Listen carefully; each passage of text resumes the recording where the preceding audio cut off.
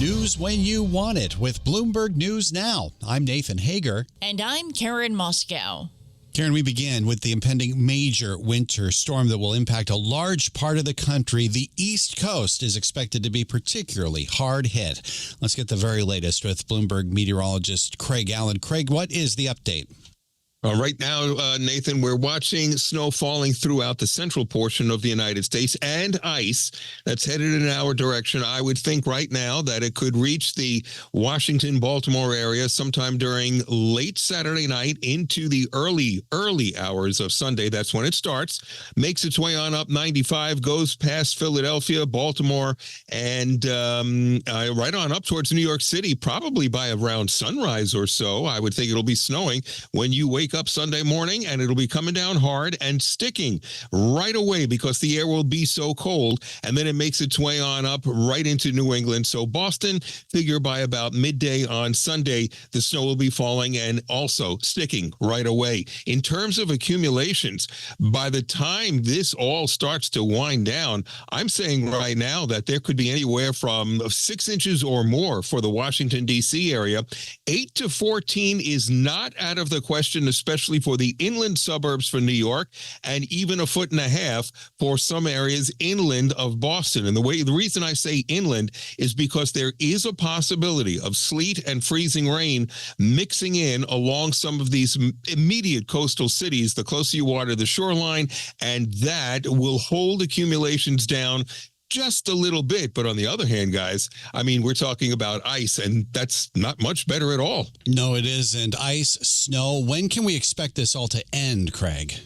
This is going to be a long-duration event. I'm afraid that it may take until Monday morning through Monday afternoon for it to completely come to an end up the 95 corridor. So with that in mind, right now I'm thinking to myself that things are going to be moving very slowly, if at all, on Monday morning. Schools, so forth, and work. And I think there'll be a lot of work from home conditions as we go on into the early part of next week.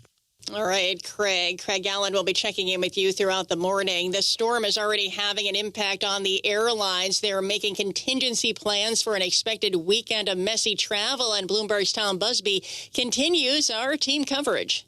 U.S. carriers are out with backup plans for passengers ahead of wicked winter weather expected to impact 125 million Americans from today through Monday and disrupt air traffic from coast to coast. Delta offering to rebook flights to and from 41 airports in the South and Southwest. United waiving change fees for flights at 61 airports. And American will do the same at airports from New Mexico to Virginia. Even low-cost carriers like Spirit, Southwest, and JetBlue will waive fees for travelers. Tom Busby, Bloomberg Radio. Okay, Tom, thank you. As we continue to track the weather, we're also looking at President Donald Trump's foreign policy plans as we learn more about the president's framework of a future deal on Greenland. Sources tell Bloomberg News the U.S. wants to rewrite its defense agreement with Denmark to remove any limits on its military presence on the island. The current arrangement was signed in 1951, amended in 2004. It calls for the U.S. to consult with both Denmark and Greenland before it makes any significant changes to its posture. But the president says his goal is permanent total access to Greenland. We can do anything we want. We can do military. We can do anything we want. And it's being negotiated, and let's see what happens. I think it'll be good. President Trump spoke aboard Air Force One on his way back to Washington from Davos. Danish Prime Minister Mette Frederiksen says she's open to expanding the 1951 treaty. I think everybody in NATO agrees about that, the Arctic states, but also other member states, that we need a permanent presence from NATO in the Arctic region, including around Greenland. But Danish Prime Minister Mette Frederiksen says the question of Greenland's sovereignty is a red line. Now, Nathan, with President Trump making progress on Greenland, he's openly musing about sending NATO troops to the southern border with Mexico. He posted the idea on social media, saying maybe the U.S. should invoke Article 5, force NATO to come to the U.S. and free up Border Patrol agents for other tasks. It's unclear whether the post was just a jab or laying the groundwork for a serious policy statement.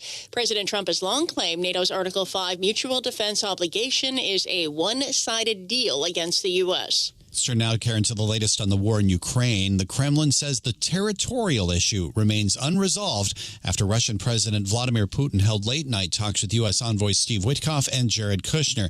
This news comes after Ukraine's President Volodymyr Zelenskiy used a speech at Davos to criticize Europe for relying too much on American support.